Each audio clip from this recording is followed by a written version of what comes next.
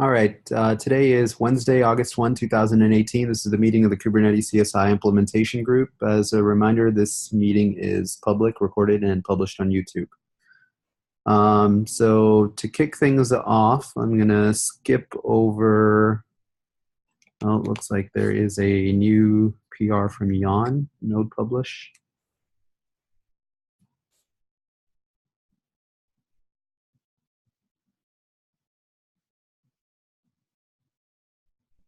Jan, do you want to talk about this?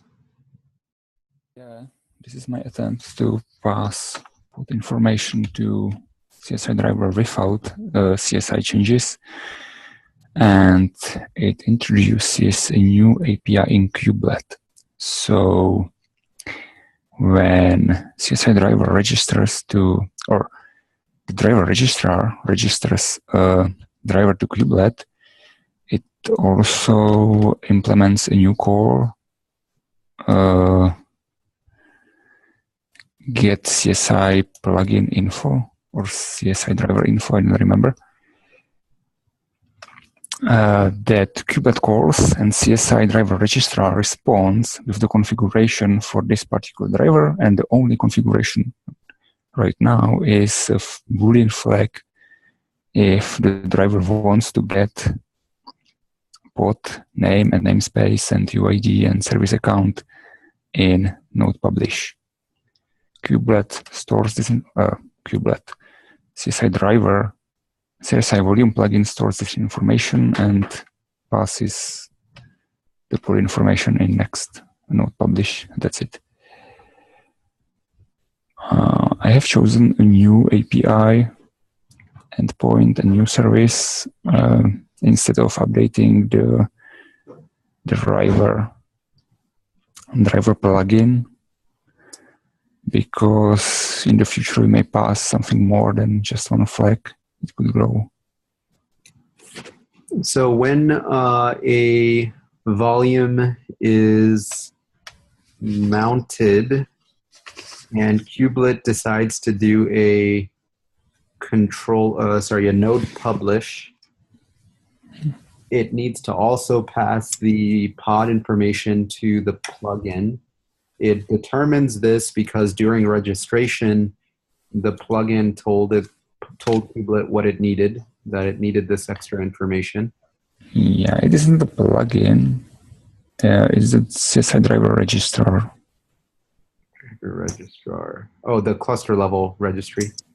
No. On the node. The sidecar. The sidecar, yeah. Okay.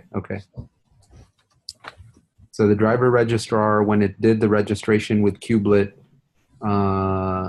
basically identified that it needed workload information. Mm-hmm.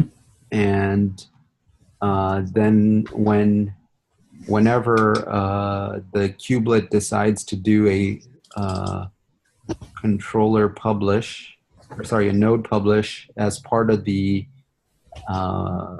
volume attributes, it's going to automatically stick the workload information? Yeah, if you look around the proposal, there is also the name of the attributes somewhere. It's on the top, I guess. I have a question. I think we might have already discussed this, but I'll ask it anyway. Can the CO query the driver for that capability, or do we not track that capability right now? And I think we don't. I wanted to clarify that. We don't, and I'm afraid that CSI community wouldn't like this capability to have. They want the CSI for persistent storage and not as an extension mechanism for Kubernetes. Yeah, but and maybe I was just thinking about that on my own, but I think this is something that we need to know. I mean, having the ability to query the driver of its capabilities, because we have capabilities now, they're just, I think we sent them during the storage operation, but wouldn't it be worthwhile to investigate querying the driver of its capabilities?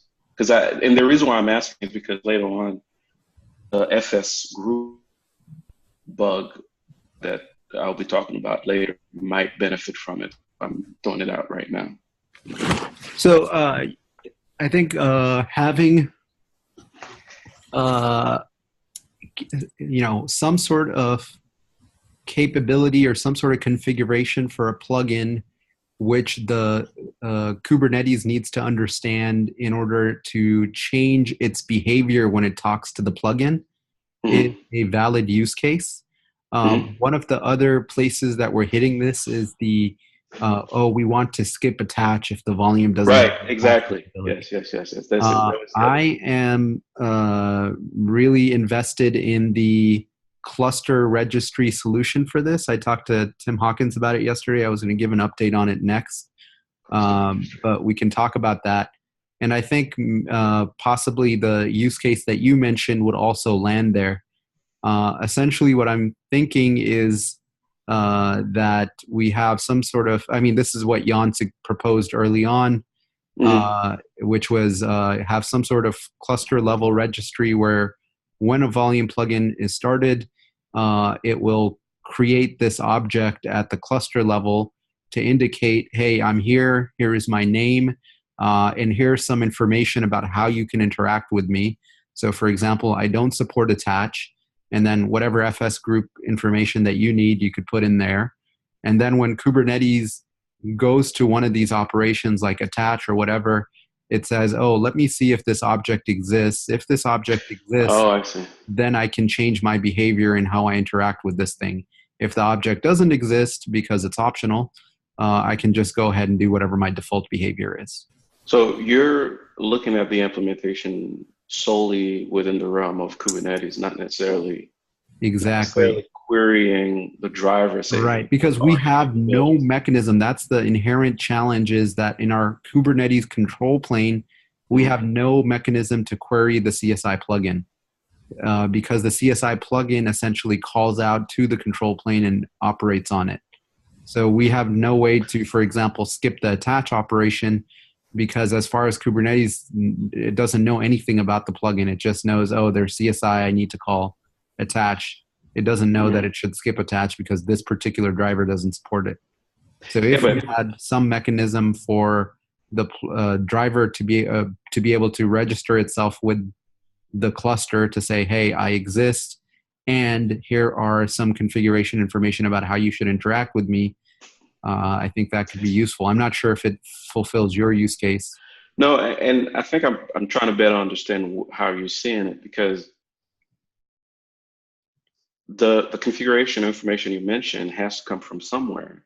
Right. And so it's either user provided or we query or it's provided by the plugin itself. So think about a sidecar that's sitting with the plugin, with the driver. And when it first initializes, it says, okay, I'm ready to go. I need to make sure that there is a object that is created to represent me in this cluster. So I will go ahead and create that object if it doesn't exist. And then I will configure, put any configuration information on it. I see. So in that way, it becomes an extension of the driver without disturbing the driver, basically changing the driver. So this folds in interestingly with what we're trying to do next with operators. So we have like some operator work underway where we have CRD and then have like custom resource properties that would configure the CSI driver, and then also use those as like possibly the capabilities launch point for other things in the cluster that wants to know about the drivers. I see. Yeah, this would match that use case perfectly. Like, exactly. It's a way to say, hey, I exist, and here's some configuration information on how you interact with me. Yep. I love this. All right, let's go back to the list. So overall, this design that Jan has, I think I'm fine with it. I like it. We're going to be able to get this in without having to go beg CSI to do it, because it seems like they're dragging their feet and they're not going to do it. So this is fine with me. The only thing is whether this registration mechanism should be through the kubelet or it should be through this cluster level registry that we're talking about. Yeah, I can update the proposal when we have the cluster level registry. Okay. So let's talk about that. So I updated the list of 112 items to narrow down instead of looking at the planning spreadsheet every time. Here's the list of items that I think are most important. What I really, really want to do is get CSI in Kubernetes to GA as soon as possible. Q4 is my target. I'm getting pressure to get to it even earlier, Q3, which is very unlikely. So we're going to. We are too. We have the same pressure. Yeah. Can we throw more resources at this, or is it not scale like that? I'm not sure. That's what I'd like to identify. So what I wanted to do is here's the list of items that we have for Q3, and I've got a list of items for Q4 as well. But I think once these items are nailed down, I think we'll be in a good place to move to GA in Q4. So we can look at these items and say, are we on track for hitting them this quarter? And if we're not, do we need to throw more people at it in order to get it done?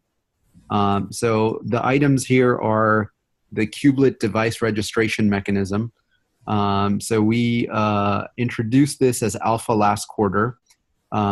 This is the mechanism by which the kubelet discovers and registers a new plugin that shows up on the node. It's a general mechanism, not just for CSI, but other types of plugins like GPU and stuff. We need to have this move to GA because it's fundamental for how kubelet interacts with CSI. So we can't move CSI to GA and not have this be GA'd. We could, but it would be a little bit weird. I asked the author of the kubelet device registration mechanism if we can get to beta this quarter in GA. His plans were not to do that. His plans were to go beta next quarter and then GA a couple quarters after that. So I'm trying to see if we can push that along. I'm sure there is going to be bugs around this code path because currently it's disabled. So right now, the way that kubelet discovers a volume, a CSI driver is it just looks at the volume spec and it constructs the path and it just calls out to that path. Whereas this mechanism, when the Unix domain socket is created, it is automatically discovered by kubelet and then there's a callback to the CSI manager. So we really, really need to test this path and make sure it's solid. Right now, I have assigned it a P0, as in this is one of the most important things we need to do this quarter is help move this out to beta. I've got it assigned to Sergey and Vlad. I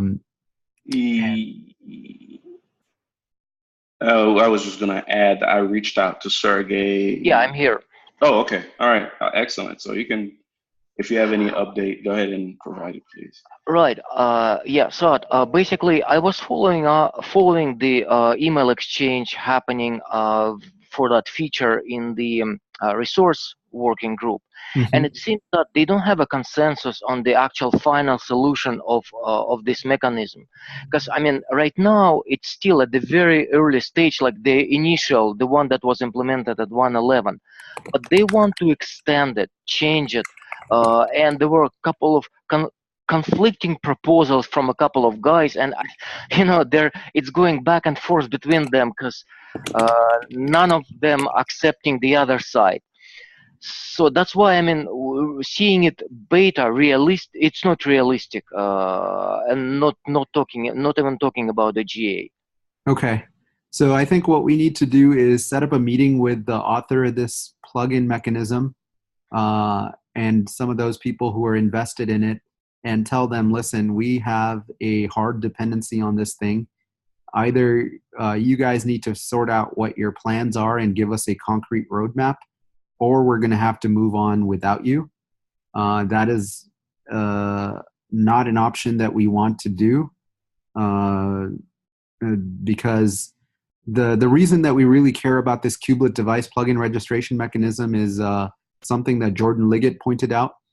From a security perspective, currently our driver registrar will update the node object, the node API object, with information like what the node ID is and things like that for the driver.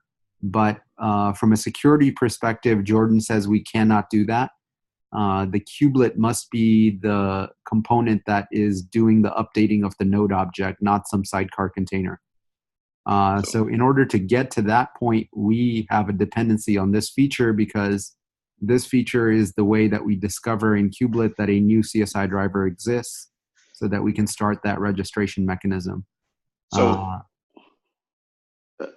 Saad, if that existing kubelet plugin effort is a blocker, would the other effort that Jan is pursuing, which is also sort of a discovery mechanism, could we use that instead, since we'll be controlling that?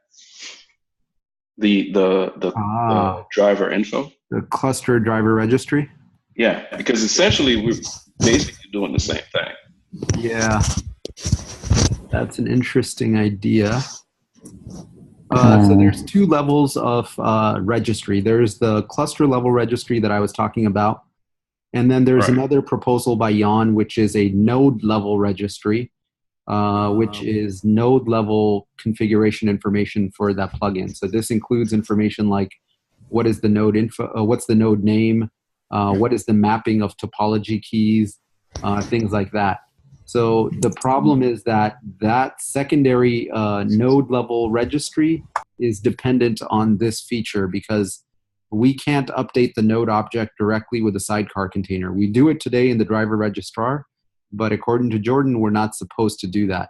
The kubelet is supposed to make that update. So if the kubelet is supposed to update that node object, it needs some way to discover that the driver exists. You're right. Maybe we could hack it so that if the cluster level registry exists and we detect that object, the kubelet can monitor for it, and it could construct its own path to that driver and use that information. Yeah, that could be potentially a workaround. It's not pretty, but it would get around using the kubelet device registration mechanism. Yeah, because if we end up using CRDs, then we can control the amount of how much and what information goes into that registry process. The challenge, I think, is essentially this is like node level information that we're storing in a cluster level object, or we're not even going to store it. We're just using the cluster as a hint to know that it exists. And the Unix domain socket will just be that like a predetermined path that we created. Yeah, that could be a workaround. It's not pretty, but it's possible.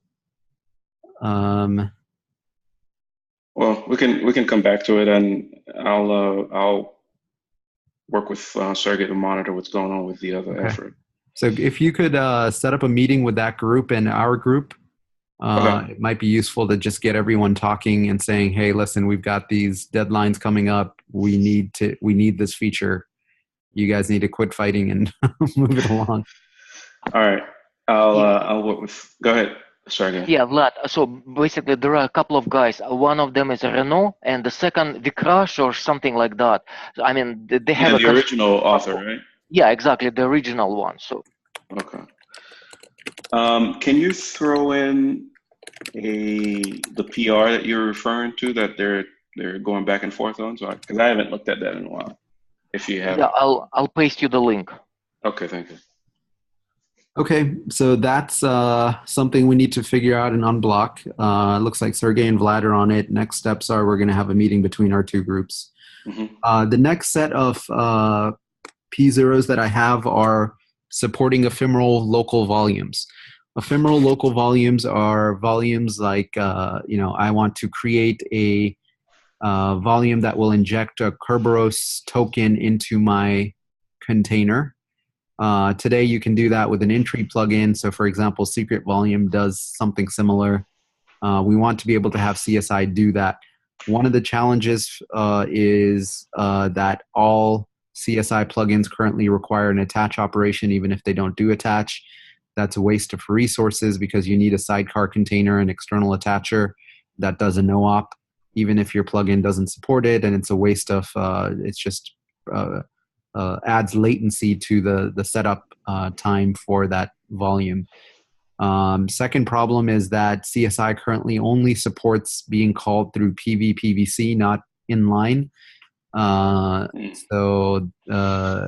That's fine for remote volumes. In fact, that's the preferred thing that we want to do for remote volumes. But for local ephemeral volumes, think of it like a secret. It doesn't make sense to have a PVPVC to get that volume. You should be able to just specify it inline in the pod definition. And then the third one is workload information. So in order to, for example, get a token for a specific pod, the volume plugin needs to be able to know what pod am I doing this this mount operation for. So when it gets a mount operation, if it knows the pod identity, it can use that pod identity to then fetch the token that is appropriate for that pod from the backend. But the challenge here, of course, is that CSI is agnostic of Kubernetes, and how do you pass in Kubernetes workload information? So I think the design that Jan just proposed for workload information looks good to me. The open question is around whether it would be a node register or the kubelet registration mechanism or a cluster registry. I would prefer the cluster registry. So let's talk about the require attach operation. I think there's two solutions to this. One is using the node level object to store whether registration is required. That is not pretty because it could result in every node having a different answer for that plugin. And then we have to determine which one to use, and you have to decide what happens if the different nodes disagree about what it should be. I think the best answer is just to have a cluster level registry. I talked to this with Tim Hawkins yesterday to get his idea and his thoughts on it. So he says, in general, it seems like it makes sense, and he's okay with supporting it. The next question is whether it should be a CRD or whether it should be something in tree. His answer to that, and the answer from SIG architecture in general, is there are no more in-tree objects. Stop thinking about in-tree objects. Everything is going to be a CRD. In 2 years' time, even the pod and node objects are going to be CRDs, and the only thing in-tree is going to be namespaces and like some very basic API machinery that is required to enable CRDs. So CRDs is the new way that you add to the Kubernetes API. So the answer is this registry object should be a CRD. Then the next question is, are we going to make this a CSI specific object, or are we going to try to make it more generic and shared with other plugins in the system? Tim said it would be nice if you could make it shared with other plugins, but it's going to slow you down. But you should talk to other components and see if they're interested in something like this. So I went and talked to the GPU folks for the device plugin stuff and asked them if they're interested in this. They said they don't have any control plane operations, so they're not really interested in a cluster level registry. So we're pretty much good there to drive this feature on our own. Essentially, we can propose creating a new CRD that is optional. When the driver comes up, a sidecar container can create this object, and then Kubernetes can detect this object. If it exists, it can modify its behavior for things like attach. And it is okay for internal Kubernetes components like the attach detach controller to depend on a CRD. That is the official call from SIG architecture, essentially. So I think we're unblocked from that. Do you have thoughts on this, Jan? Oh, yeah, I have many thoughts. For example, who installs this CRD?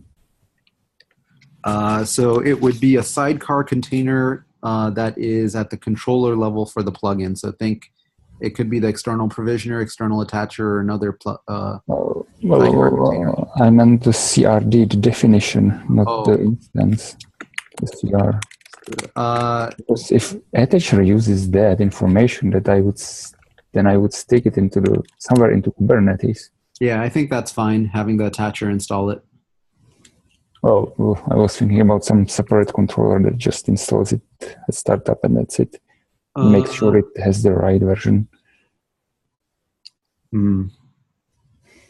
But why not to provide a simple deployment method? Let's say a Helm chart, which would go and create those definitions instead of creating it in the code.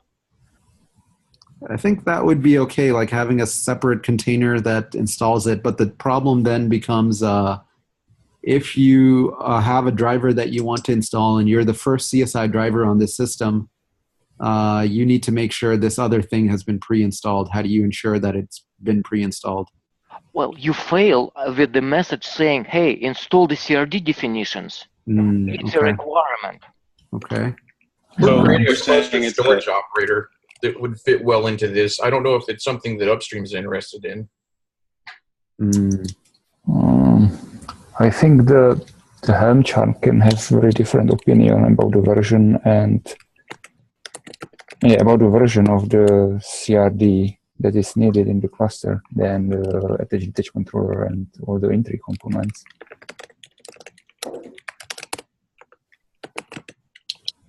So this new external controller that you have, it would be just like a job that would run on the system, install this thing, and then go away?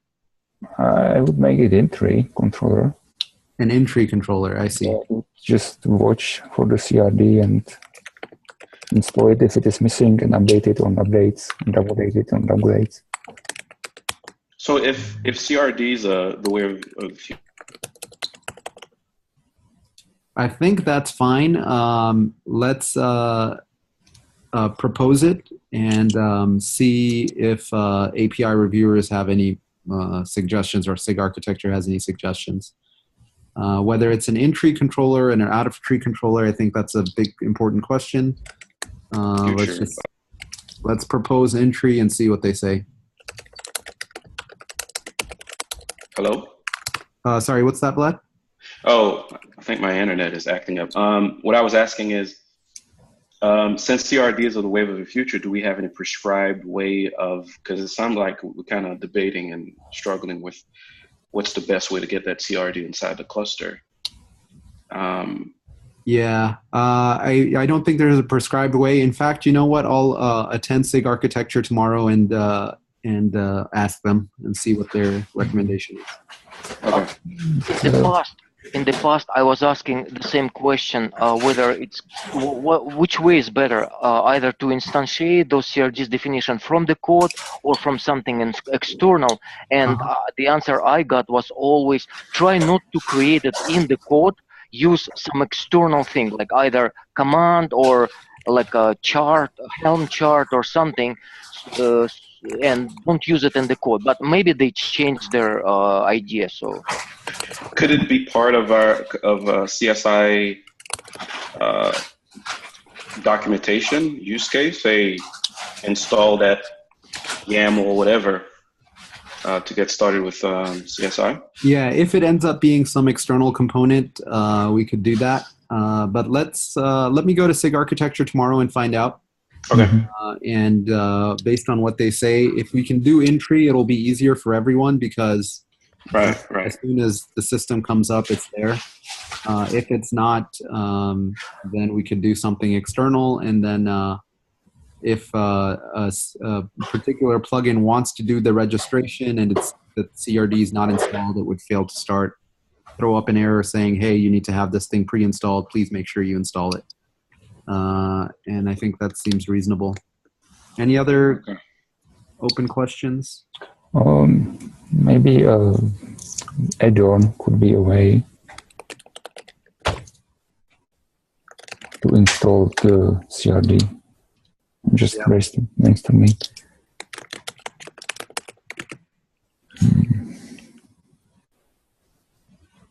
Okay. Okay. Jan, are you going to be able to attend the SIG architecture tomorrow? Not I think sure. it's pretty late. But yeah, if you can. I will try. Okay, no worries if you can't. Any other questions about the attach proposal?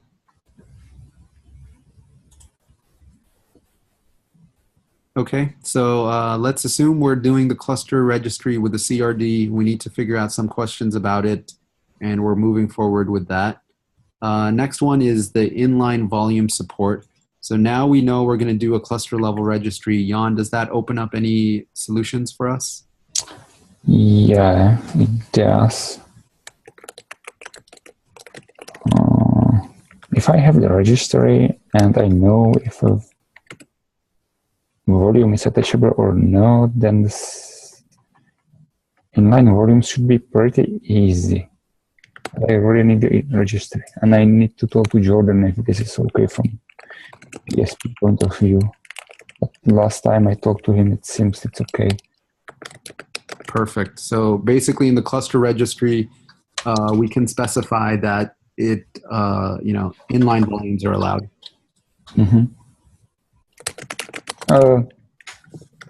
No, it is by default, but I need to know if the volume is attachable or not.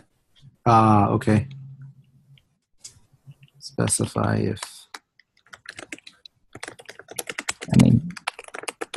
And only non-attachable volumes can do inline. Okay, that seems reasonable to me. Okay, so I think we're looking good on all three of these. Next up is the workload information. So we have a proposal now. Let me link that. If I have the registry, of course I will rewrite it to use the registry because it's easier. And the code itself should be pretty simple. Like just check the registry and send put information. That's it. Awesome. But I don't know. We have 4 weeks until code freeze. Yes. And there's a lot of things let's spread around this work maybe, because I know these 3 are major items. Which ones do you want to work on, and which ones do you want to hand off to someone else?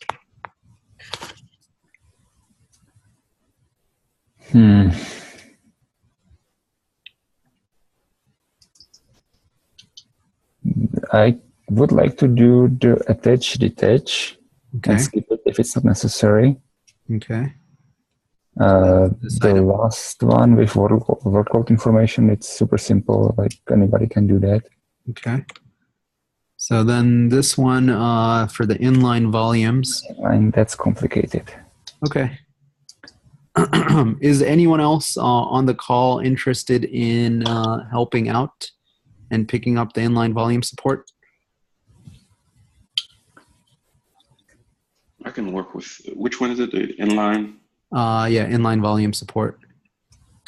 Vlad, I also don't want to spread you too thin. I think the kubelet device registration mechanism stuff is going to be super high priority.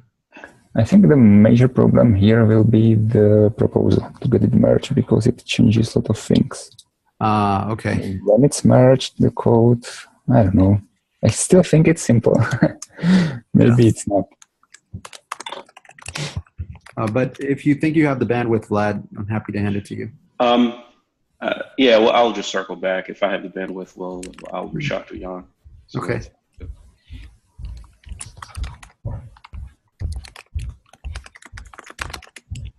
Yeah, that kubelet plugin will be a bear.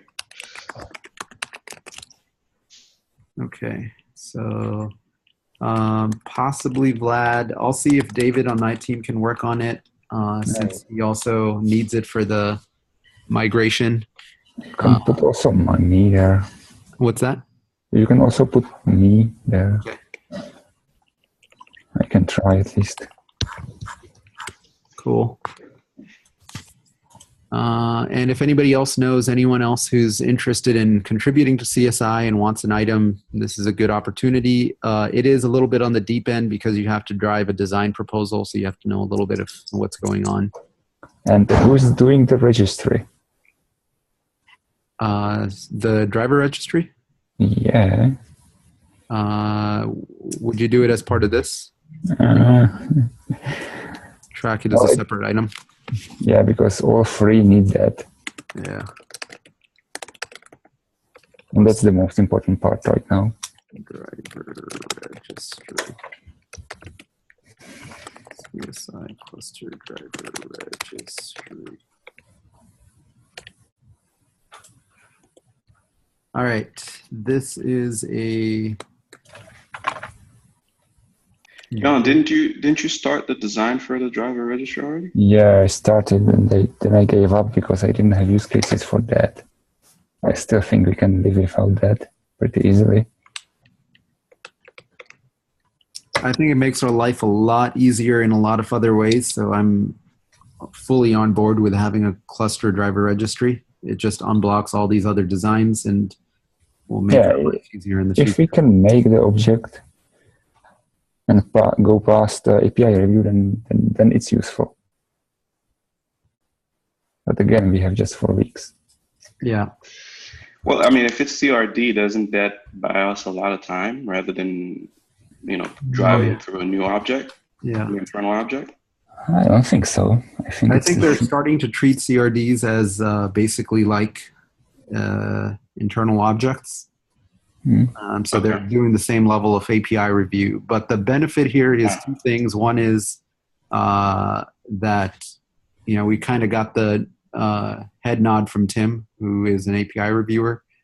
And second is that we propose it as an alpha object, right? And we say, okay, this thing is going to initially be alpha, and then we'll promote it. Okay, but we are the first who are going through this way, right? Yeah. It'll be a lot of work.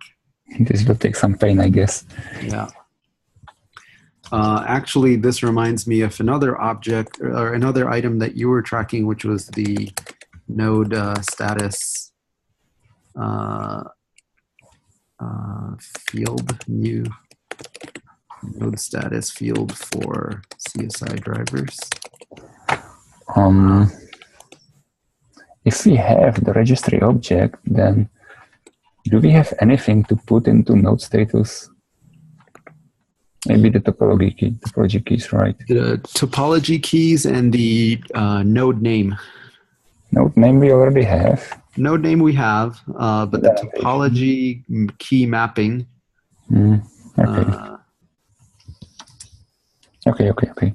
Then it makes sense to move it to status. Yeah. I wonder if we could get away with having topology key mapping in the cluster registry. If we can, then we can leave. We don't have to do this one. We can just do the cluster registry. Maybe. Let's it implies that all the nodes have the same keys. Right. And that's not, the CSI doesn't dictate it one way or the other, so it leaves it open. Okay. So I talked to Tim about that one too. His suggestion was to create a separate object, which I forget what the term he used was, but it was something like a shadow object, where you have a CRD, you could call it like CSI node object or something like that. And then in it, it has a field that says, what node am I talking about? And that's the Kubernetes node. So basically it's like a shadow object for that Kubernetes node. And you can put in any additional fields that you want on it. And that way we're not limited by the size of the Kubernetes node object. And we control this object fully. Any thoughts on that? Isn't that The CRD that we're talking about for the driver registry represents one instance of a driver, right? No? Right. So the CSI cluster registry is basically one object per cluster per plugin. Right. The second item here is one object per plugin per node. So it's like a node level configuration. So things like, what does this node think is the name of this node? What does this plugin think is the name of this node? What are the I see. So it's like a topology binding. It's almost like Yeah. a binding between the node and the driver. at a node level? Yep. Okay. I have a question. I mean, what's the advantage of having the one object per cluster per plugin? Would it not make sense to have a per cluster for all CSI drivers? Because then you have like a single point where you can learn about any CSI drivers running on the cluster. Oh, right. What I meant is one instance per cluster per plugin. So you have one object, let's call it a CSI driver object. And then every new plugin that comes in creates a new instance of that object. Yeah, I think Sergey was saying, why not have one object that represents all plugins? Exactly. Yeah, have a list of all plugins in the same object. Then you don't have to like jump with a bunch of objects. I mean, because having separate instances for each plugin prevents contention. So if you have one bad plugin, it doesn't accidentally wipe the entire record. It just messes up its own. And the system is actually built very nicely to allow for this. So you could do something like kubectl get CSI drivers, and then you can get all the objects, and it's just a list of all the drivers that are available in your system. Yeah, getting a list is not a big deal. Yeah.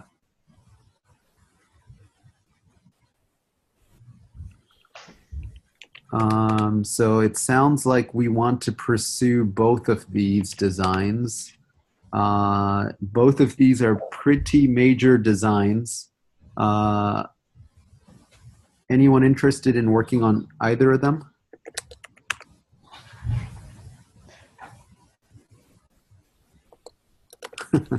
I'm not sure we understand. I think the problem is, I don't know if other than you and Jan have a pretty clear picture of exactly how these two things work. So maybe we need a design session just to kick around the tires at least for the Okay. We can do that. So maybe the next steps for these is let's come up with a concrete proposal and go from there. And then if we can pull folks for actually implementing it. Okay. Okay, so let me sign myself up for this one. And if we can find someone to sign up for this. Jan, could you prepare the design for this one? Okay. Have someone else implement it? I can try. So feel free to say no. This implies CRD and yeah. Okay, and then we need some policy that node can only modify itself, but not all the other objects, right? Yep. That could be the hard part. Yeah. Okay, I can try. Okay, so let's say for design.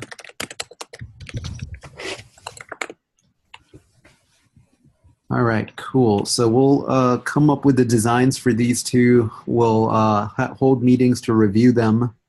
And then once we get sign off on them, then we'll go ahead and start the implementation. But again, we have 1 month, so it's very tight. And then we have these dependencies that depend on this stuff going in.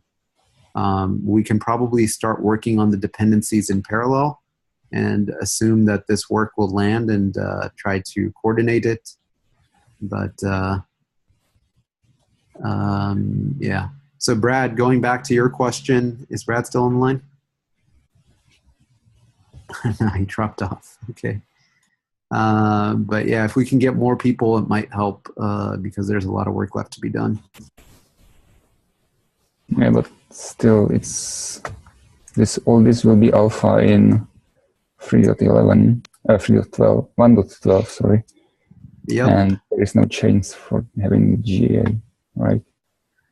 So what I'm thinking is we can move the core API to GA and move the other features independent of that.